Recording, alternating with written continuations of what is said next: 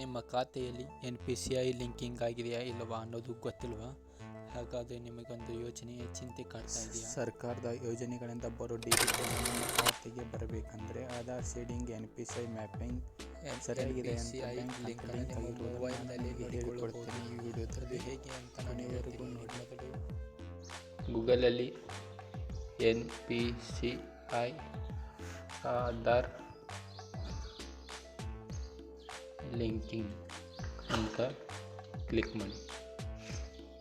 Click ಮಾಡಿದಲ್ಲಿ ಮೊದಲನೇ home ಪೇಜಲ್ಲಿ show ಆಗುತ್ತೆ. NPCI ಅಂದರೆ ನ್ಯಾಷನಲ್ ಪೇಮೆಂಟ್ಸ್ ಕಾರ್ಪೊರೇಷನ್ ಇಂಡಿಯಾ ಅಂತ. ಅದನ್ನು ಕ್ಲಿಕ್ ಮಾಡೋಣ.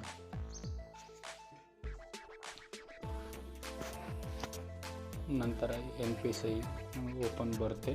ಇಲ್ಲಿ 3 ಡಾಟ್ಸ್ ಇದೆಯಲ್ಲ, ಅದನ್ನು ಗೆರೆ ಮೇಲೆ ಕ್ಲಿಕ್ ಮಾಡಿ. ಕ್ಲಿಕ್ ಮಾಡಿದ್ಮೇಲೆ ನಂತರ ಇಲ್ಲಿ ಕಸ್ಟಮರ್ ಇರುತ್ತೆ. ಕಸ್ಟಮರ್ ಬಂದಮೇಲೆ ನಾವು ಯಾವುದು ಸೆಲೆಕ್ಟ್ ಮಾಡ್ಕೋಬೇಕಂದ್ರೆ ಭಾರತ್ ಆಧಾರ್ ಸೀಡಿಂಗ್ ಎನೇಬಲರ್ ಅಂತ. ನಾವೀಗ ಸೀಡಿಂಗ್ ಅಷ್ಟೇ ಮಾಡಬೇಕಾಗಿರುತ್ತೆ. ಈಗ ಬೇಸ್ ಅಂತಿದೆಯಲ್ಲ, ಅದನ್ನು ಕ್ಲಿಕ್ ಮಾಡಿ.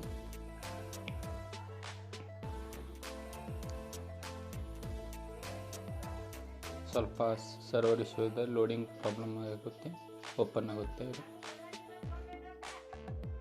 ಇವಾಗ ಇಲ್ಲಿ ಹೋಮ್ ಪೇಜ್ ಕಾಣಿಸುತ್ತೆ. ಇದು welcome to Aadhaar seeding enable. ಇದು ಆಧಾರ್ ಕಾರ್ಡ್ ಸೀಡಿಂಗ್ ಮಾಡಬೇಕಾಗುತ್ತೆ, ಅಷ್ಟೇ ಗೊತ್ತಾಗುತ್ತೆ. ಇಲ್ಲಿ NPCI ನಿಮಗೆ ಯಾವ ಲಿಂಕ್ ಆಗುತ್ತೆ ನೋಡೋಣ. ಈಗ ನಮಗೆ ಆಧಾರ್ ಸೀಡಿಂಗ್ ಯಾವ ಅಕೌಂಟ್ ಹೇಗೈತೆ ಚೆಕ್ ಮಾಡೋಣ. ಮೊದಲನೇಗೆ ನಮ್ಮ ಆಧಾರ್ ಕಾರ್ಡನ್ನು ಎಂಟ್ರ್ ಮಾಡಬೇಕಾಗುತ್ತೆ.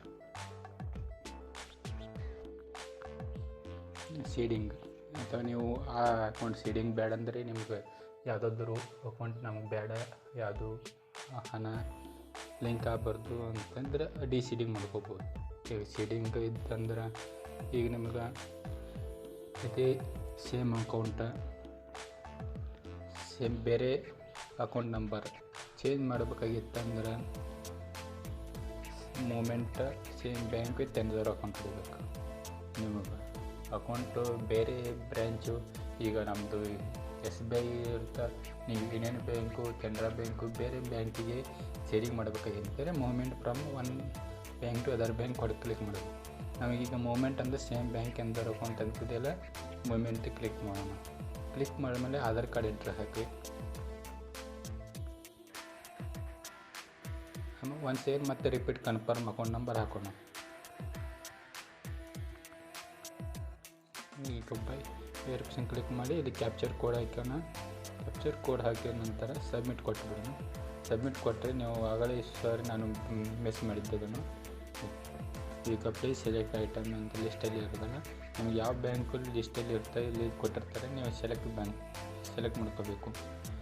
ನಿಮ್ಮದು ಯಾವುದು ಕರ್ನಾಟಕ ಗ್ರಾಮೀಣ ಬ್ಯಾಂಕ್ ಇದೆಯೋ ಬೇರೆ ಬ್ಯಾಂಕ್ ಬ್ರ್ಯಾಂಚ್ ಇದೆಯೋ ಗೊತ್ತಾಗುತ್ತಾ. ನಮ್ಮದು ಯೂನಿಯನ್ ಬ್ಯಾಂಕ್ ಆಫ್ ಇಂಡಿಯಾ ಇದೆ, ಒಳ್ಳೆಯದೇ ಅಕೌಂಟಿಗೆ ಲಿಂಕ್ ಮಾಡ್ತೀನಿ. ಸಬ್ಮಿಟ್ ಚೆಕ್ ಮಾಡೋಣ. ಸಬ್ಮಿಟ್ ಕೊಡ್ತೀನಿ.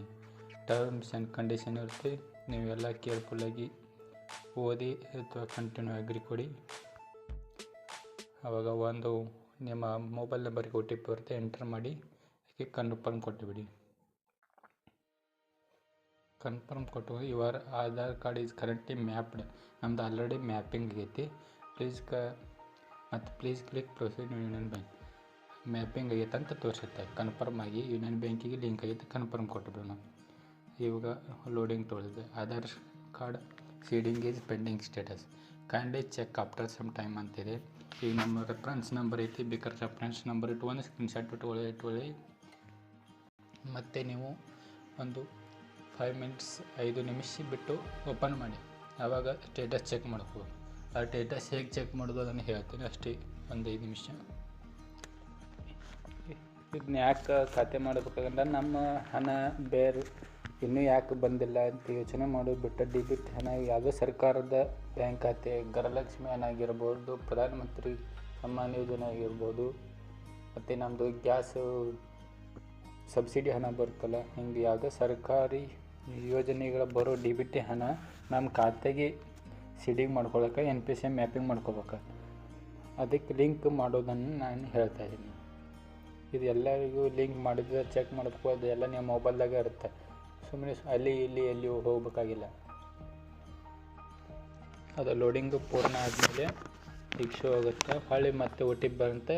No response received cancel NPC ಅಂತ ಬಂತು. ಆಲ್ರೆಡಿ ಒಂದು ಮೆಸೇಜ್ ಬಂತು. ಅದು ಈಗ ಕರೆಂಟ್ಲಿ ಪ್ರೊಸೀಜರ್ ಪರ್ಮನೆಂಟ್ ಮೊದಲಿಂದ ಯಾವುದು ಲಿಂಕ್ ಆಗಿರುತ್ತೆ ಅದು ಕ್ಯಾನ್ಸಲ್ ಆಗಿ ಹೊಸದು ಸ್ಟಾರ್ಟ್ ಆಗುತ್ತೆ.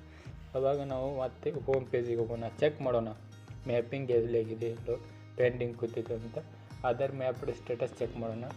ಚೆಕ್ ಮಾಡಿ ಮತ್ತೆ ಆಧಾರ್ ಕಾರ್ಡ್ ನಂಬರ್ ಎಂಟರ್ ಮಾಡೋಣ. ಕ್ಯಾಪ್ಷನ್ ಕೋಡ್ ಹಾಕಿ ಚೆಕ್ ಸ್ಟೇಟಸ್ ಮಾಡೋಣ. ಮತ್ತೆ ಒ ಟಿ ಪಿ ಬಂತು, ಕ್ಲಿಕ್ ಮಾಡೋಣ, ಕನ್ಫರ್ಮ್ ಕೊಡೋಣ. ಇನ್ವ್ಯಾಲಿಡ್ ಒ ಟಿ ಪಿ, ನಂದು ಒ ಟಿ ಪಿ ರಾಂಗ್ ಆಗಿದೆ, ಸಾರಿ.